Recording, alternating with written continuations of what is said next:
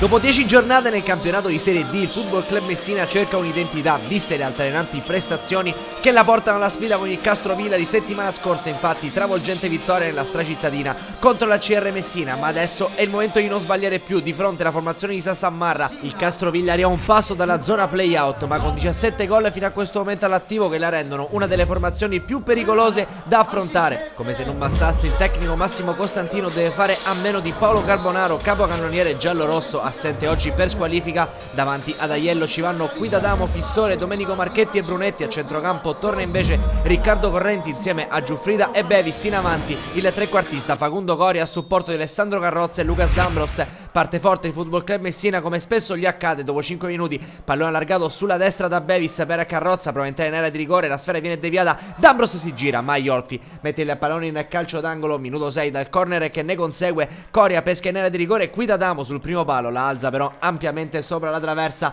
Minuto 17, continua a spingere la formazione giallorossa con Bevis servito da Coria, mette ancora per Alessandro Carrozza, vuole il fondo, mette invece all'indietro per Bevis, conclusione deviata da Vona in calcio d'angolo. Minuto 33, c'è un tentativo ancora una volta da parte di Quidadamo, l'out destra è quello giusto per attaccare. Aiolfi anticipa Alessandro Carrozza. Minuto 37, consiglio dalla sinistra, prima chance offensiva per il Castrovillari, trova in area di rigore la Ragione che se la porta sul mancino e batte così Aiello. È 0-1 del Castrovillari a pochi minuti dalla fine del primo tempo. La formazione rossonera riesce a sbloccare il risultato al Franco Scoglio con questo mancino da parte di La Ragione. Prova a reagire subito il Football Club Messina, Cori in area di rigore, Fissore impegna Aiolfi in presa plastica. Minuto 42, ancora FC Messina in avanti, dalla destra il pericolo Bevis per D'Ambros, Aiolfi vola e mette la sfera in calcio d'angolo. Sfortunato il brasiliano, qui fa un figurone il portiere del Castrovillari. Minuto 45, episodio chiave dell'incontro, perché per questo intervento Alessandro Carrozza si va a beccare il rosso diretto e lascia in 10 uomini il Football Club Messina. Rivediamo qui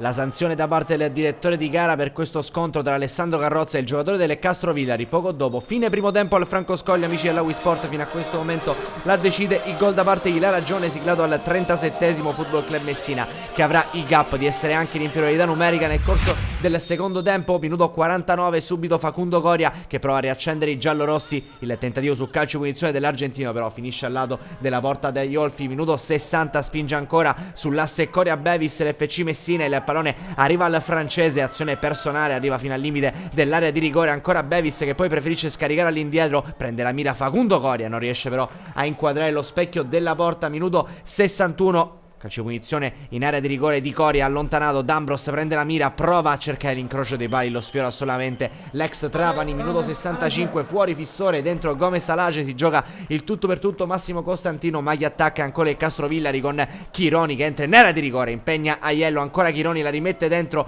un batti-ribatti in area di rigore, alla fine il pallone viene messo fuori dalla Ragione. Minuto 76, entra Alessandro Marchetti, cerca qualcosa in più Massimo Costantino dei suoi al posto di Bevis. Attenzione però perché La Ragione sfiora solamente il gol dello 0-2 con questo diagonale che va a sibilare il palo, una delle ultime chance. Alessandro Marchetti dentro per Gomez Alace, l'incornata si perde nettamente sul fondo. Minuto 96, ultimissima chance dell'incontro, e Castrovillari che farà ancora male, pallone dentro per Gagliardi che sfrutta il velo del compagno, va col piattone destro Gagliardi, fa 0-2 e può esplodere la festa delle Castrovillari che sorprende il Football Club Messina tra le mura amiche. Sconfitta inattesa per la formazione di Massimo Costantino che si allontana di 5 punti dalla zona playoff. Amici della Wisport, è tutto dallo stadio Franco Scoglio, un cordiale saluto e alla prossima.